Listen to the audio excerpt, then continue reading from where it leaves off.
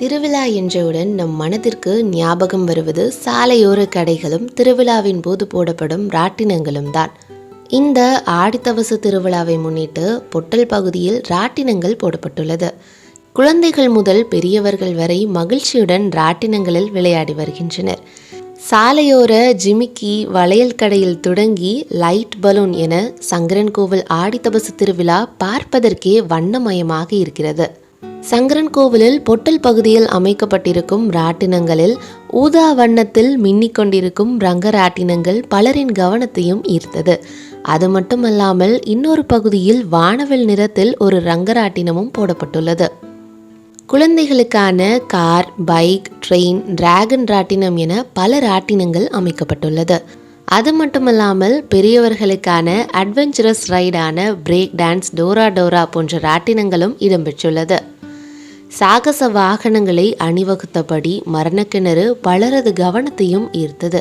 அது மட்டுமல்லாமல் இந்த புதிதான ஜெயின்ட்வில் அமைப்பில் அமைக்கப்பட்டிருக்கும் ராட்டினம் காண்போரை பரவசப்படுத்தியது.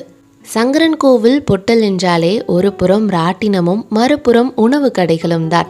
ஆரோக்கியமான உணவுகளை ருசிக்க வேண்டும் என்பவர்களுக்கு பழங்கள் மற்றும் காடை முட்டையினால் செய்யப்பட்ட எக்ஸ்ட்ரிக் கடையும் பொட்டல் பகுதியில் இடம்பெற்றுள்ளது. வண்ண நிறங்கள் கலக்கப்பட்ட ஐஸ் கோலாவில் தொடங்கி ஃப்ரைட் ரைஸ், நூடுல்ஸ், டெல்லி அப்பளம், காலிஃப்ளவர் போன்று உணவு பிரியர்கள் அனைத்து உணவுகளையும் பஞ்சமே இல்லாமல் ருசித்து பார்க்கலாம். அனைத்து வகையான உணவு கடைகளும் இந்த பொட்டல் பகுதியில் இடம்பெற்றுள்ளது.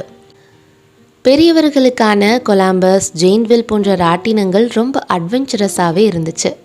குறிப்பாக பொட்டல் பகுதியில் மிக்கி மவுஸ் நடனமாடி சுற்றி வந்தது சிறுவர்களின் கவனத்தை பெரிதும் ஈர்த்தது.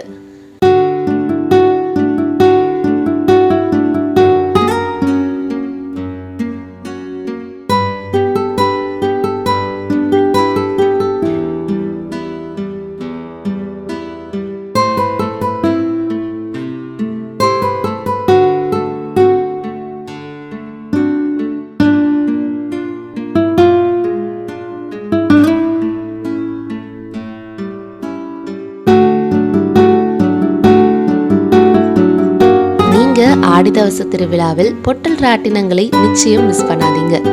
பயணங்கள் தொடர நியூஸ் 18 உள்ளூர் பக்கங்களை ஃபாலோ பண்ணிக்கோங்க. நியூஸ் 18 உள்ளூர் செய்திகளுக்காக தென்காசி மாவட்டத்திலிருந்து சுபகுமதி.